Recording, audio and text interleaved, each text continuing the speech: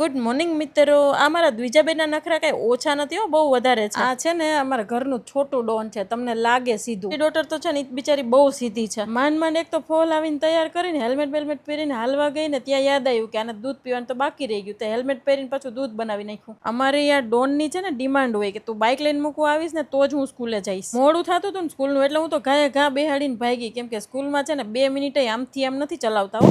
દ્વિજાને હું બાઇકમાં લઈને જતી હોય ને એટલે દ્વિજાની દુનિયા આખી અલગ જ હોય. પાછળ પણ જો બેન બેહી ગયા છે ને સોફામાં બેઠા હોય એમ. સ્કૂલનો ગેટ આવે ને ત્યાં નથી જવું ચાલુ થઈ જાય, માન કરીને ધક્કા મારીને પાછી મોકલવી પડે. પણ અહીંયા મેડમ ને સર ને બધા સામે ઉભા હોય ને એટલે બેનનું કઈ હાલે તો નહીં. અને ગેટમાં જતા પાછી કન્ડિશન મૂકે કે બાઇક થી લેવા આવજો, બાકી હું નહીં આવું. મારી જોડે કોઈને ઉકાળો પીવો હોય ને તો કહી દેજો, આપણે 2 કપ બનાવી નાખશું. આજે છે ને હિંચકા ઉપર બેહીને ઉકાળો પીવા નહીં મળે, કેમ કે વરસાદના હિસાબે મેં ત્યાં બાઇક રાખી દીધા. અમારા દ્વિજાની દુનિયા જોવો છે ને કેટલા બધા પથારા, ક્યાંથી ચાલુ કરું ની હળ જ ન હુજે. આજે મને એમ થયું કે BM લઈને લેવા જાવ. એક તો પગ પહોંચાય નહીં, આ બાજુ સ્ટેન્ડ ચડાવજા ને ઓલી બાજુ પડી ગયું તો એવી બીક લાગે, એટલે મેં કીધું આપણે કઈ રિસ્ક લેવું નથી, છાનામાના ઉતરી જાય. પછી તો ઓપ્શન એક જ છે, 650 લઈને લેવા વઈ ગઈ. ચલો બાય બાય, ફોલો કરતા જજો, મળીએ આપણે કાલે નવા વ્લોગમાં.